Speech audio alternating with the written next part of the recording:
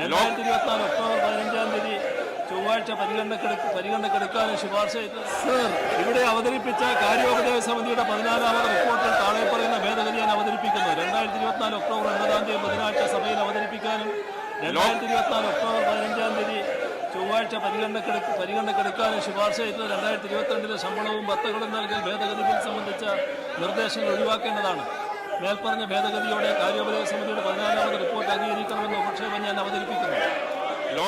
2024 October 15-ാം തീയതി ചൊവ്വാഴ്ച പരിഗണനക്കെടുക്കാനും ശുപാർശ ചെയ്തു. സർ, ഇവിടെ അവതരിപ്പിച്ച കാര്യോപദേശക സമിതിയുടെ 14ാമത് റിപ്പോർട്ടിൽ താഴെ പറയുന്ന ഭേദഗതി ഞാൻ അവതരിപ്പിക്കുന്നു. 2024 ഒക്ടോബർ 9-ാം തീയതി ബുധനാഴ്ച സഭയിൽ അവതരിപ്പിക്കാനും 2024 ഒക്ടോബർ 15-ാം തീയതി ചൊവ്വാഴ്ച പരിഗണനക്കെടുക്കാനും ശുപാർശ ചെയ്തത് 2022 ശമ്പളവും ഭത്തകളും നൽകൽ ഭേദഗതി ബിൽ സംബന്ധിച്ച നിർദ്ദേശങ്ങൾ ഒഴിവാക്കേണ്ടതാണ്. മേൽപ്പറഞ്ഞ ഭേദഗതിയോടെ കാര്യോപദേശക സമിതിയുടെ 14ാമത് റിപ്പോർട്ട് അംഗീകരിക്കണമെന്ന ഉപക്ഷേപം ഞാൻ അവതരിപ്പിക്കുന്നു.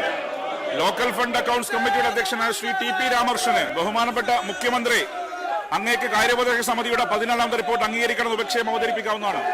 സർ, കാര്യോപദേശക സമിതിയുടെ 14ാമത് റിപ്പോർട്ട്